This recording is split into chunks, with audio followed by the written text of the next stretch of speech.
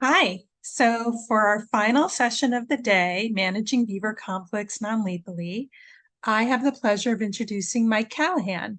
Mike is a founder and president of the Beaver Institute. He has worked tirelessly to promote coexistence with beavers since 1998. He has installed more than 1,900 successful flow devices in New England with his company, Beaver Solutions. As president of the Beaver Institute, he has trained BeaverCorps professionals across North America, developed multiple coexistence programs, including landowner flow device incentive grants, and organized 2 national BeaverCon conferences. And I have the pleasure of introducing Loren Taylor. Loren Taylor is the director of the BeaverCorps program at the Beaver Institute. She is a certified wildlife biologist and worked as an ornithological researcher in Michigan and Florida before becoming an avian biologist with the Kentucky Department of Fish and Wildlife Resources. Loren became passionate about beaver soon after moving to the Western United States and witnessing firsthand how critical beaver are for the greater Yellowstone ecosystem. Loren is passionate about solution-based management and empowering landowners and land managers with reasonable and equitable resolutions that foster living with wildlife. So with that, we pass it off to Mike and Loren for their presentation on managing beaver conflicts non-lethally.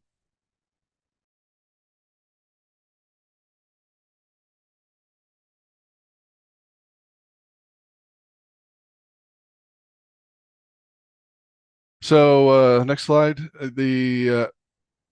Want to just point out how all these great talks and both sessions are going to be recorded. So please avail yourself of them. Next. And what we're going to do, go through quickly why beavers do what they do, issues that they cause, how we can manage them, a little bit on permitting, and we need to understand why beavers do what they do in order to really make good decisions in management. Next. And in order to do that, I just want to point out a few things. Next, the beavers are well adapted to the water. They, between fur lips, all kinds of anatomical characteristics that make them very comfortable and safe in the water.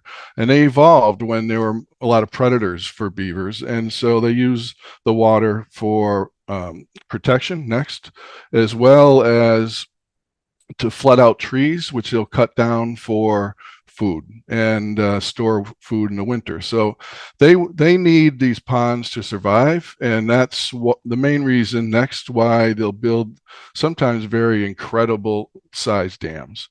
And it's amazing with no tools what they can do, and how long it can take to dismantle a dam that beavers have put together. Next. What really is amazing to me is that beaver ponds are North America's equivalent to coral reefs and rainforests when it comes to biodiversity. And that's one of the things that hooked me about this, because when we keep beavers on the landscape, we're doing so much more than just keeping that one species around, as we've heard from other talks. Next. But in addition to that, beavers and the dams they build have a lot of other ecological benefits besides just being a keystone species and just a keystone species. By storing water, slowing it, sink it into the ground, they're helping with our aquifers. They're protecting against droughts and wildfires and decreasing downstream flooding, as a great study that Bob Boucher's group did, looking at the millions of dollars that can be saved by the city of Milwaukee if there were just more beaver dams upstream, helping to attenuate peak flows. And beaver ponds also have a lot of biological effects on the water, filtering out next a lot of pollutants.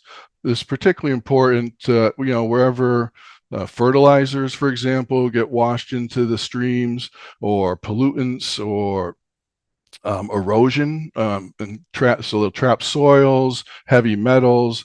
The bacteria in plants help take out all these things that are polluting the water, that then release cleaner water downstream.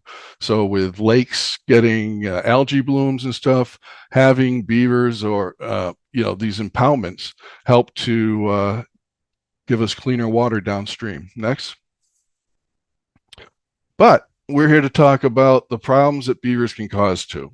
So get it. Let's next slide, please. So that can be a variety of things. Most common is flooding issues because the beavers build dams and impound water on land that often is being used by humans, whether it's for fields, homes, roads, septic systems, farming, you name it. Another common concern is loss of trees that people don't want to have drowned or cut down, or sometimes loss of crops. Next. So there's different ways to manage beaver dams, short-term, long-term, and intermediate. We're going to focus mostly on the long-term here and the use of water control devices. Next. So trapping can be used, but we use it as a last resort. Next. And I'll explain why shortly. But there are some areas where these water control devices won't work. And they basically, where we've developed in a floodplain, and then any ponding of a stream is going to cause flooding. Like in this example, there's a septic system under that water. Nowadays, this wouldn't be built, but this was built years ago before there were regulations about building in floodplains. So basically any human use of land in a floodplain can be subject to flooding when beavers build dams, and often that's a case where the beavers aren't going to be allowed to stay. Next. Well, it's traditional way to manage beavers to get rid of them, as you've learned in the other talks, that we really don't want to do that unless we have to. But if they have to be removed and killed, then the fur can be used in season, and a local trapper can do it relatively inexpensively. But there's more cons to it because it's generally a short-term solution, as I'll explain later from a study that shows that very clearly. And often it's more expensive over time, and you also lose all the benefits that the beavers bring when they build these dams and create these ecosystems. And sometimes trapping can lead to bad PR. Next.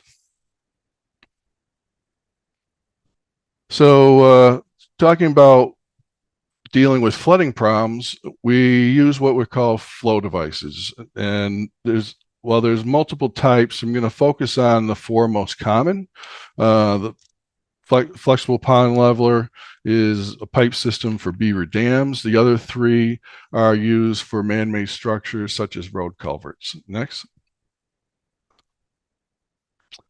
The flow devices are optimal to use when they're feasible because they'll be long-term, they'll save money and time, and they preserve as much of the wetland benefits as possible. Next. So let's start with a flexible pond leveler. Next. So a beaver dam can quickly flood a road or anything else that we need not to be flooded. And this obviously can be a serious hazard that we need to deal with. Next. So one way to manage water at the beaver dam is to use this flexible pond leveler. And this is one that we're floating out into place so to be inserted through the beaver dam. Next. Then this diagram, can hit next, please. Yeah, this diagram shows how it's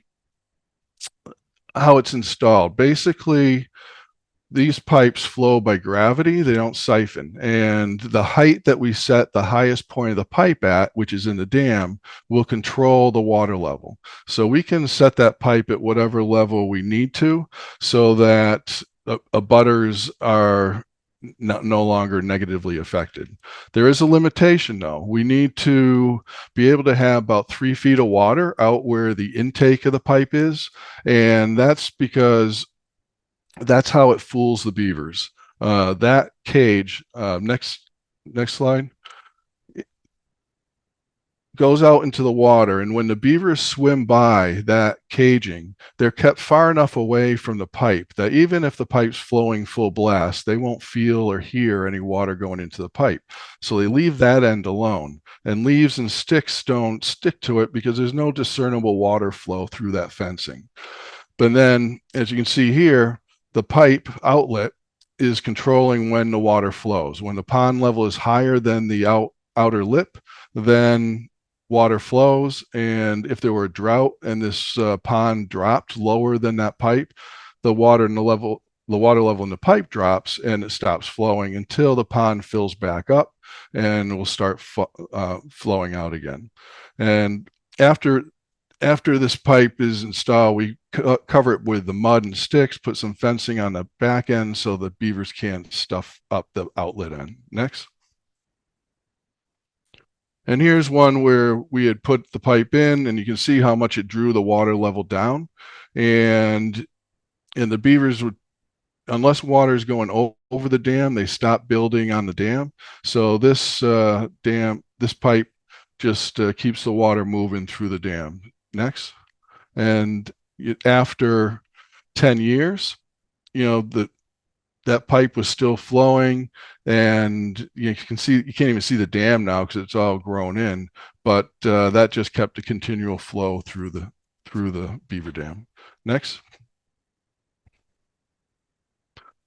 The second type of flow device I want to go over are culvert fences. And roads are the most common beaver problem that we see, because a culvert pipe under a road probably looks like a hole in a dam to a beaver. And with a little bit of work, they can create a big pond. Next.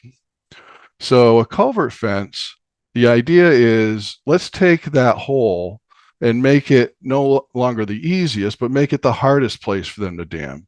And we do that by building a fence, typically about 12 feet long on each side, and ideally at least twice as wide as the culvert is.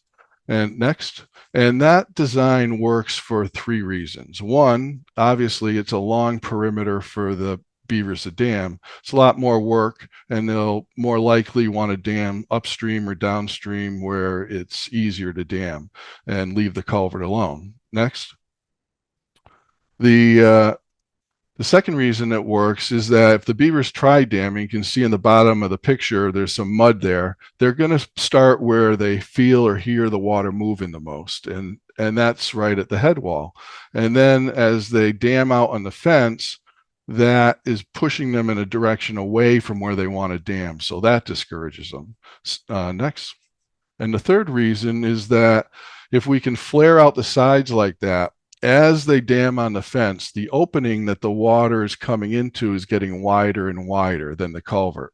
And what that does is it decreases the amount of water flow through the sides of the fence because more water is coming in from the upstream side of the fence.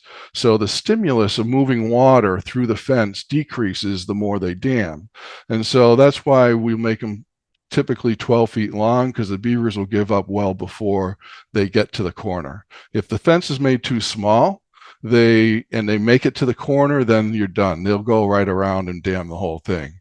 So you really need to make it big enough so that they won't do that. Next. Now, we don't want to create obstacles for animal or fish movement through culverts. So whenever possible, we'll do a wildlife passage like this. And we take advantage of a quirk of beaver behavior, which is they don't like to carry sticks up on land and then back down to the water. So they will go through this passageway all the time. We have lots of video of that happening, but only a few will actually bother to carry damming materials. So when we put in a wildlife passage, we'll check after a week or two, make sure we don't have one of the smart beavers, and they're doing it anyways. But and then we may have to block it off temporarily. But generally, we can promote passage of animals past these fences by using designs similar to this. Next. The third type of device that we use a lot on culverts and man-made dams is a fence and pipe system. And that's kind of a combination of the first two. Next.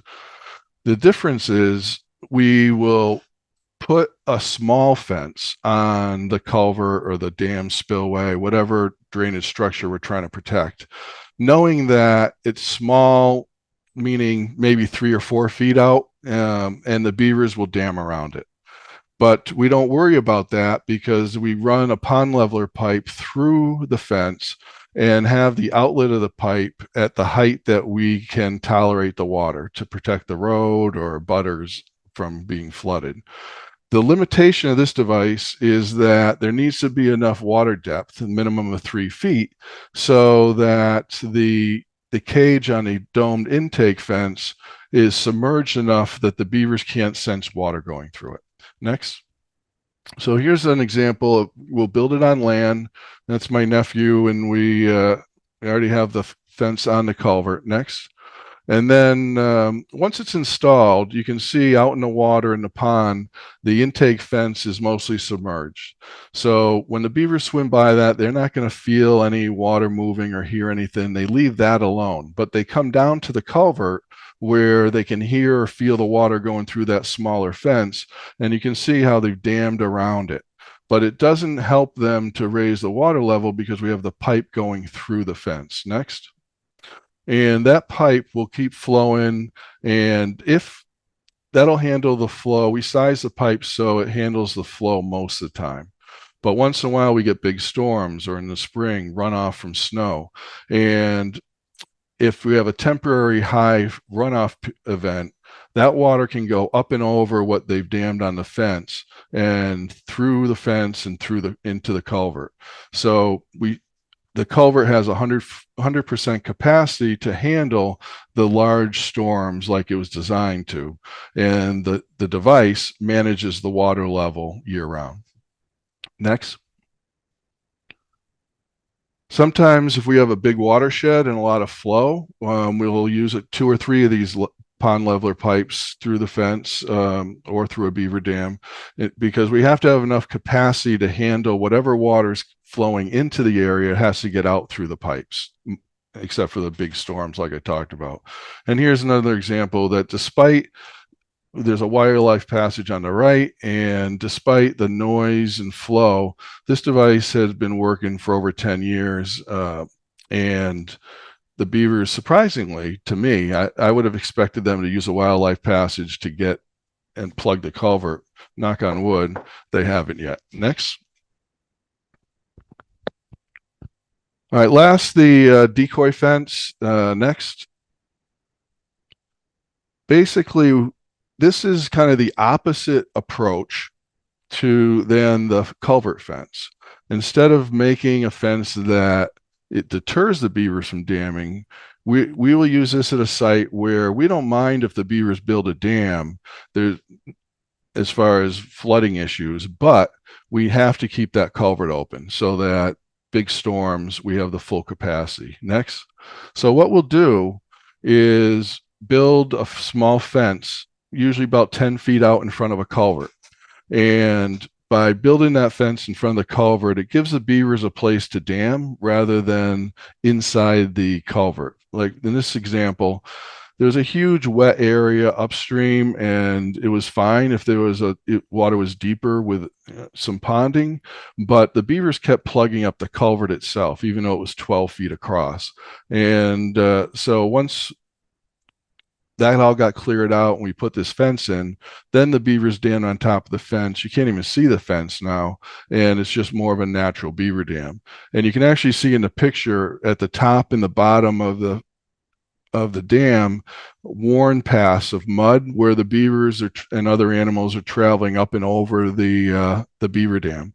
So despite that, they still, because they got what they wanted, the pond, they have never dammed the culvert again, because And so we had that balance. And what's nice about this is something that highway departments or anyone can pretty much do on their own. Basically, you're just starting a dam that the beavers will then dam on, and it protects the culvert well. Next.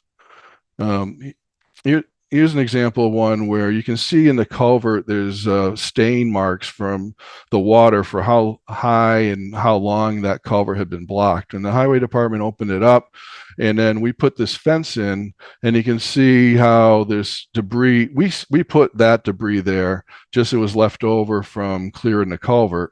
And as say, okay, beavers, this is where we want you to dam. And within 2 weeks, next, it looked like this.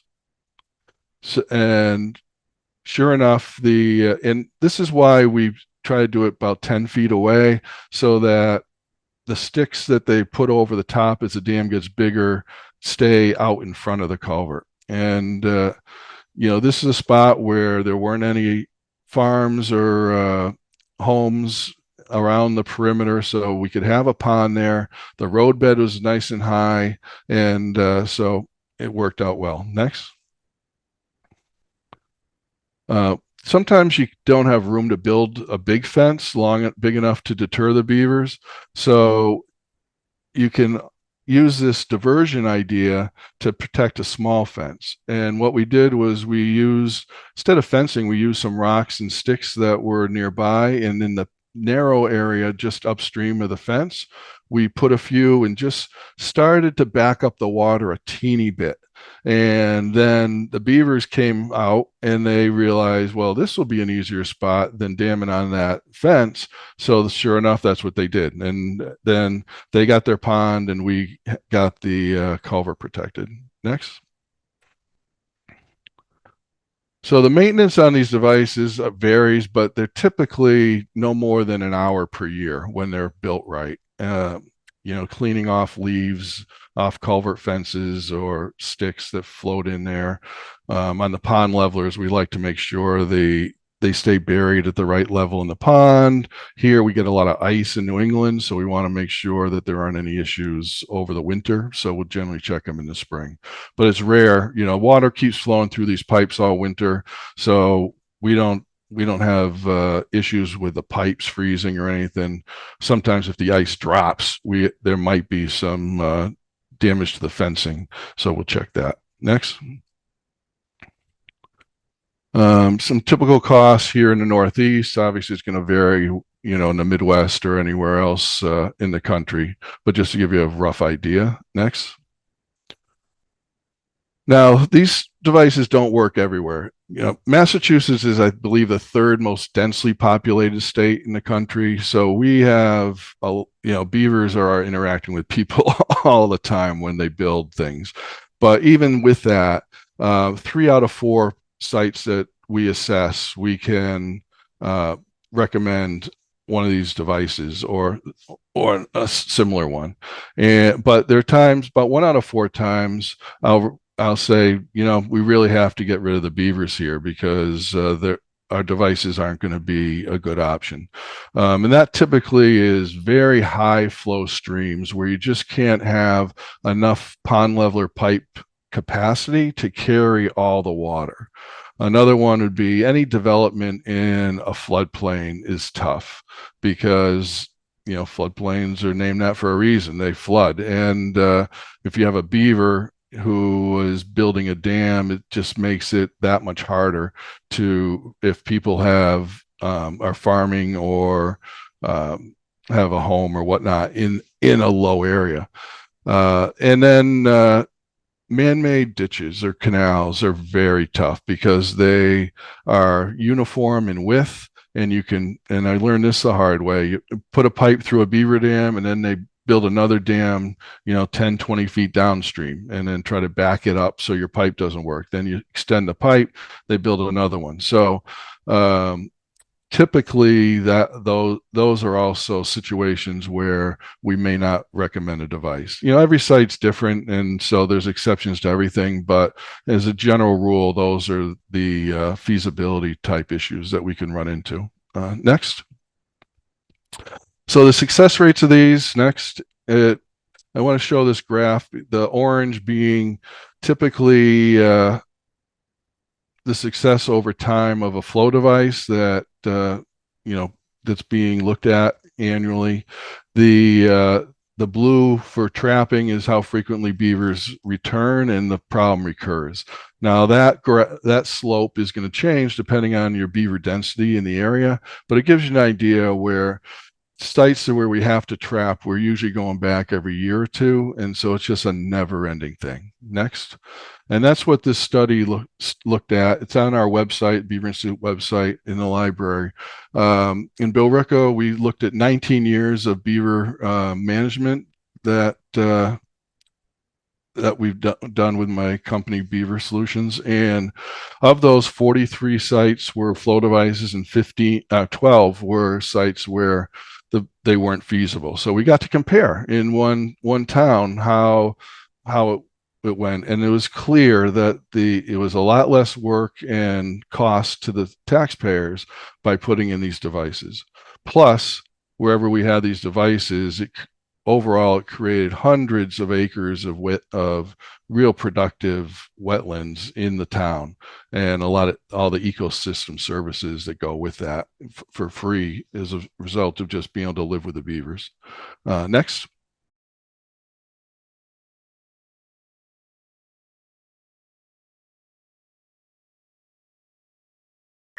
So like Rachel and Hannah said earlier, my name is Loren Taylor. I am the BeaverCorps Training Program Director for the Beaver Institute. Today, I'm going to talk to you all a little bit about the BeaverCorps training program that we offer specifically, and Mike will come back and give you all the details of flow devices and all the different types of coexistence strategies that do exist out there. So forgive me for the order of this, but I'll do my best to make do for what we have right now. Okay, so just to be clear, everyone can see my screen. Just want to confirm that one more time. You're good. Yep, you can see it. Okay, great, perfect. Okay, so some of you may be aware, some may not, but the Beaver Institute does provide coexistence training for beaver wetland professionals. So Mike will cover some of the effective coexistence strategies that exist, but once he does that, it's important for everyone to know how to access a professional who can install these devices, or how to become a professional yourself and implement these strategies correctly into the future, because the correct implementation, as you will learn, is incredibly important in whether or not these devices and techniques will be effective or if they will not. So part of the Beaver Institute's vision is to resolve human beaver conflicts across North America. We accomplish this by training professionals in our methods, and then they will incorporate them into their practices on the landscape.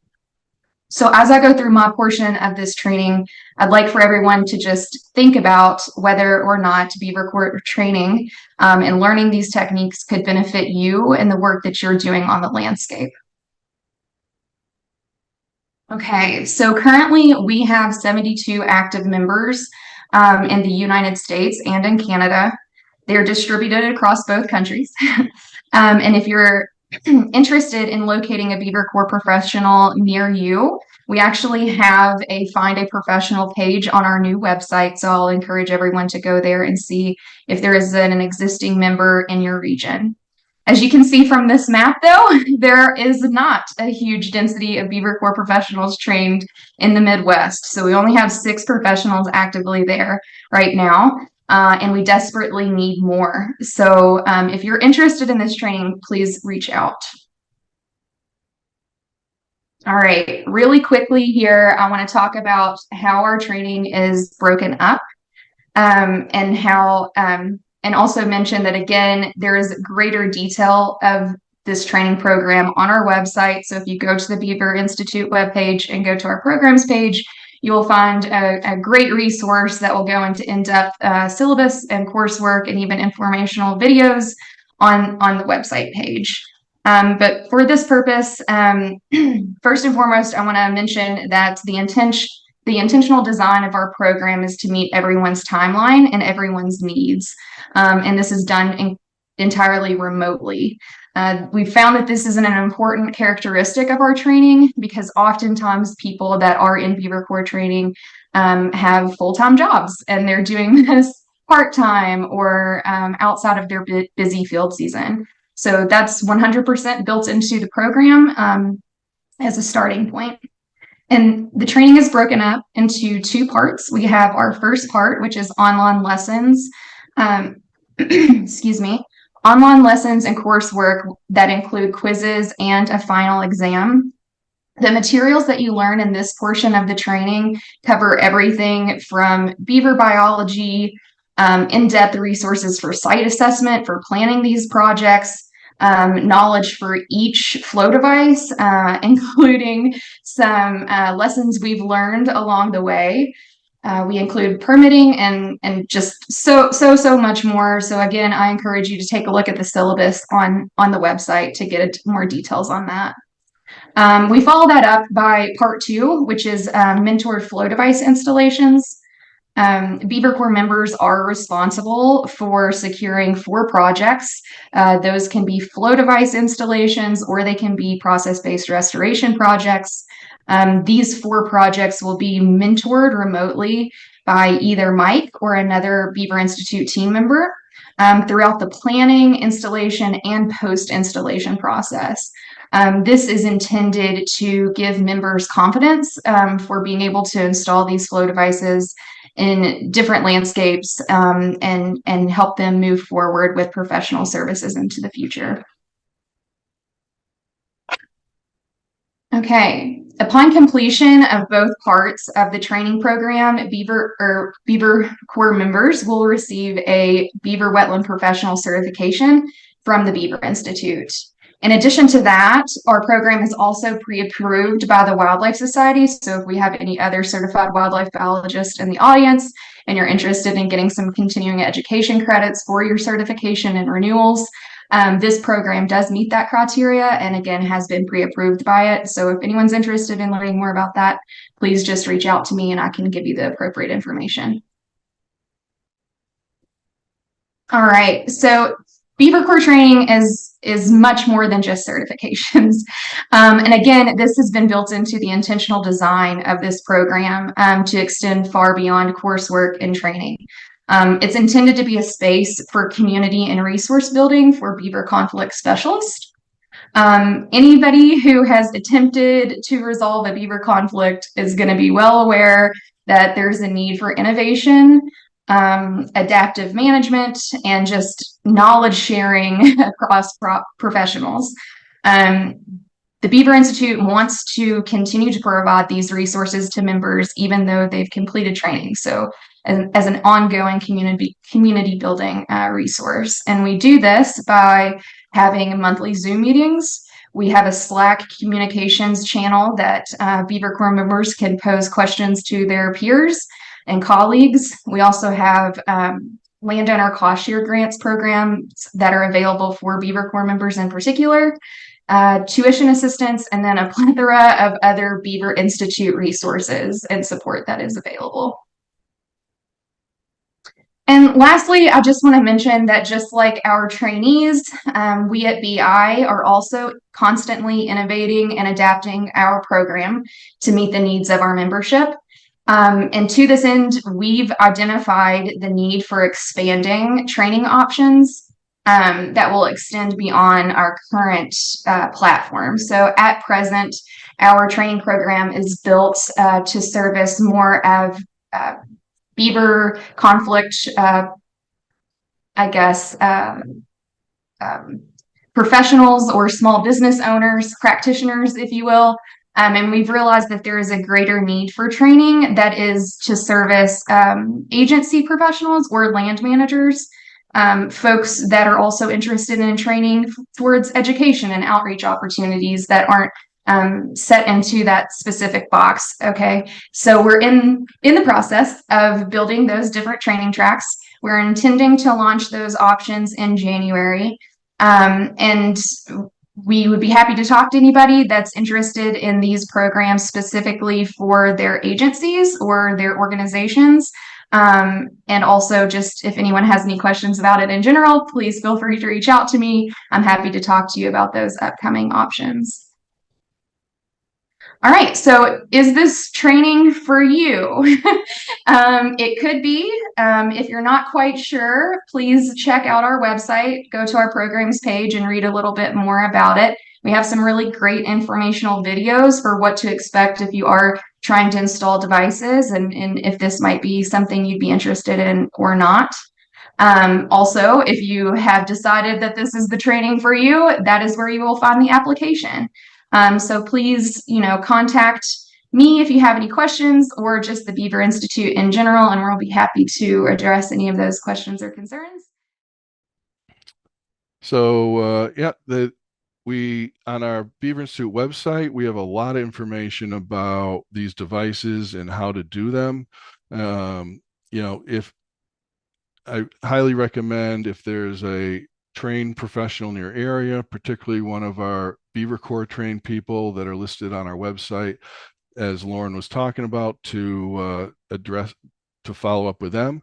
But we still need more people to train, as you said, and so we have a lot of self-help info out on there with videos and handouts that people can use. Next.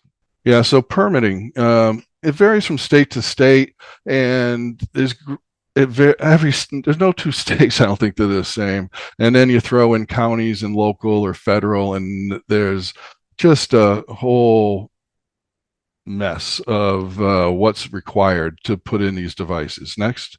And some states do it very well. Some states have a lot of challenges. But the basic overriding principle should be that permitting should be to protect the environment, right? And so the permitting process should support that, and the best ecological options should be the easiest, or basically the easiest, and not disincentivized like they currently are in many areas. I've seen many times where beavers were trapped out because the permitting process was just going to be too long or too expensive or too complicated for the landowner, and they said, I'm just going to get rid of them. Next. So we have a national beaver policy working group that's looking at this and collecting all the current policies across the country. And ultimately, the goal is to come up with a template that's a common sense approach to keep these animals around while protecting human property and other human interests. Next.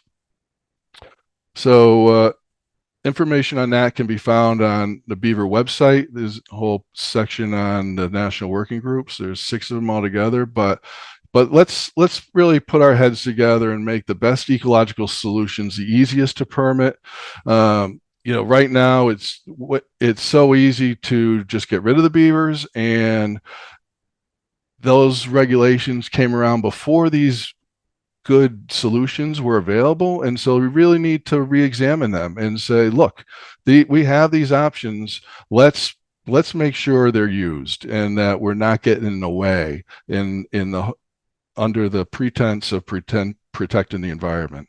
So there really should be, and in some states there are, almost no or very expedited ways to install these devices and do what's good for the common good. So that's okay. Next. I think that's it. So yeah. So thank you so much, Mike. Great presentation. I feel like definitely our attendees learned something new today. So we're going to go ahead and we're going to do our wrap up.